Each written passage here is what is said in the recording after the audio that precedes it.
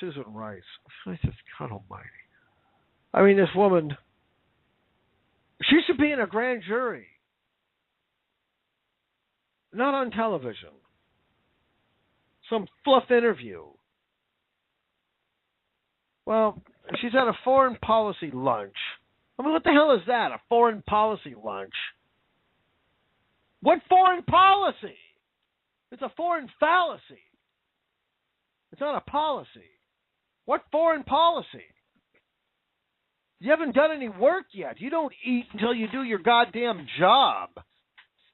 What the hell is that? A foreign policy lunch.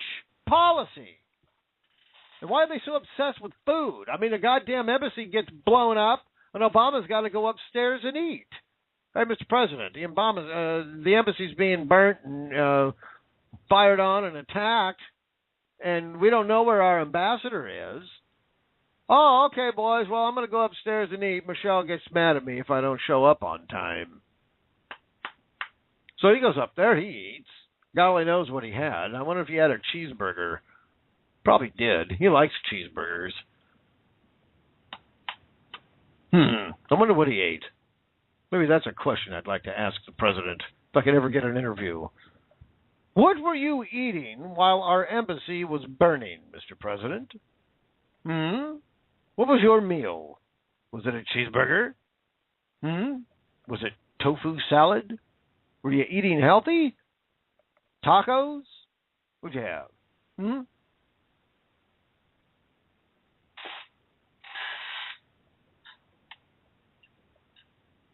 Well, she was at this stupid lunch and a stupid interview, and she was asked if the Select Committee on Benghazi would ever reveal any new information. Dinged if I know. That was her response. Dinged if I know. Hell, I don't know. I don't know nothing. The crowd laughed. Oh, it's so funny. I know. Isn't Benghazi funny? I mean, that's a comedy of the year. Benghazi. Coming to a theater near you. Benghazi, the comedy. Yeah, it's a real frickin' joke, isn't it? Then she goes on, this obnoxious little brat.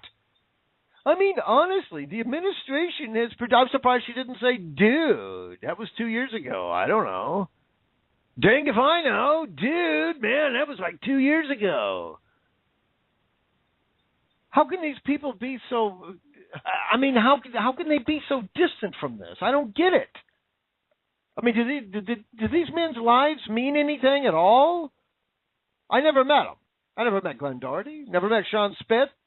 Never met Tyrone Woods. I never met the ambassador. I never met him. So why should I give a damn?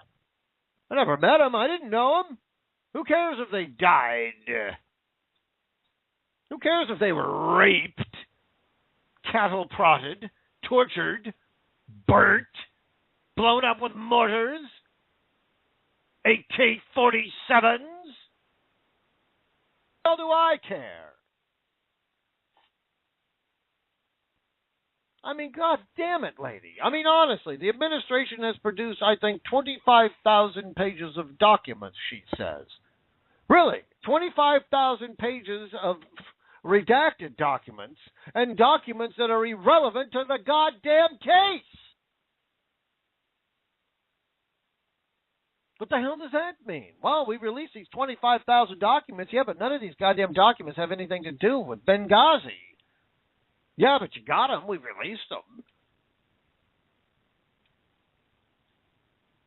We're transparent, don't you know? Yeah, we do. It's hard to imagine, this bimbo continues, what further will come of yet another committee. Oh, just another committee. Well, she might have a point. It's not so much that I don't have any faith that Trey Gowdy's going to uncover some dirt. Where I lose my trust and my faith is what's going to happen after we find the dirt. Who's going to get flogged?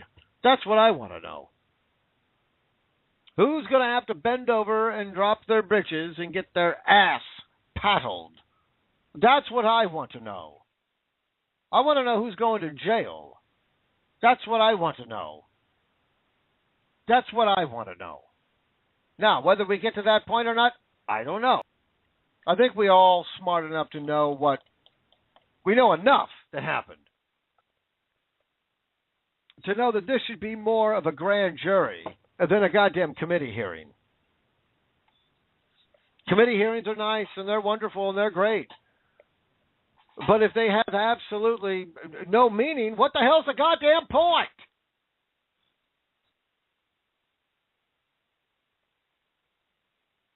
Dinged if I know. I mean, honestly, dude. I mean, we've only given out 25,000 pages, dude. What more can we do? Well, first of all, you can start by, telling the truth. That might be number one. We don't need any documents. We just want to know, where was the president when all this was happening? Our embassy is on fire. Our president just finds out. From Leon Panetta, and I think it was Dempsey, the other general. Yeah, Mr. President. They told him face to face, Mr. President. Our embassy's on fire. We have no idea where the hell our ambassador is. Can't find him. Fire, there's machine guns, and we're being attacked. What do we do? Well, I'm going to go out. You guys go into the situation room. I'm going to go upside and I'm going to eat. So that's what he did. He goes upstairs and he eats. Then when he's done eating, if that isn't enough, him and Valerie Goebbels, they go have a phone conference with Netanyahu for 2 hours. A 2-hour phone call with Netanyahu. He goes up and he eats. How long did he eat? I don't know. Could have been a half hour. God only knows. Is he a fast eater or is he a slow eater? We don't know. It's the most transparent administration in American political history. You'd think we would know. Is the president a fast eater or is he a slow eater? Or is he one of the medium eaters? We don't know. But you would have to think that anywhere from, maybe a half hour, maybe 45 minutes, that this man probably ate. Because, he's royal. Just got to sit there. I'm sure he probably had, some wine before dinner. Had a brief conversation with the wife. And then comes the first course. And then, of course, the second and the third. God only knows how many courses he has. Then he wipes his mouth and he gets done. He stretches, probably goes out and smokes a cigarette with a glass of cognac. Then him and Valerie Goebbels, they go into the Oval Office there and they call up old Netanyahu. And they have a conversation for 2 frickin' hours. But after that, I guess he went to bed. We don't know. But we do know after that 2-hour phone call, Valerie Goebbels goes into the Situation Room to take control, to handle the situation. An advisor, a president's advisor. First of all, if the president's advisor is going to be in the Situation Room, the president's advisor must be accompanied by somebody like, say, I don't know, the frickin' president. And the advisor is to sit there and listen and learn. If he is asked a direct question, or she, in this case, a direct question, then he answers it very briefly and shuts the hell back up. They are not in charge of the Situation Room.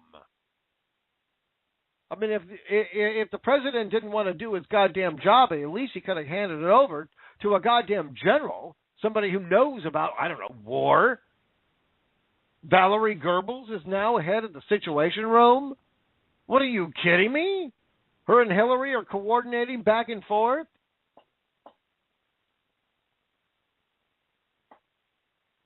So Obama didn't have to give the stand down order. Valerie Goebbels did. Are you going to subpoena her, Mr. Gowdy? That's what I'd like to know. Look, I support you, Mr. Gowdy. I'm your ally. I do support this committee. But I support that it's done correctly, and I want it done correctly. And if you do have subpoena power, you do need to subpoena the president, and you do need to subpoena Valerie Goebbels, period. I'm sorry, but you're going to have to subpoena them. And if somebody gets all pissed off, let them. You got the American people's side. Or the American people have your side. They're on your side, Mr. Gowdy. And the stronger you are, and the more that you do not give in to their threats and their intimidation, the more Americans are going to be on your side. Damn way it is. So then she goes on. Well, what is lost in all of this discussion about Sunday morning shows and talking points is that we lost 4 brave Americans on that day. So now she wants to sound like she's really concerned about those 4 Americans. You know, the ones that were killed by a video. You remember them. Well, it was a dangerous place. I mean, hey, it's a dangerous world. You know, some people live, some people die. Hey, they bought their tickets. They knew what they were getting into. Hell, it's a dangerous place, you know. What can you do? Besides, dude, it was 2 years ago, man. Stop talking about it. They're dead, man. Just the way it is. Al-Qaeda got a lot more weapons.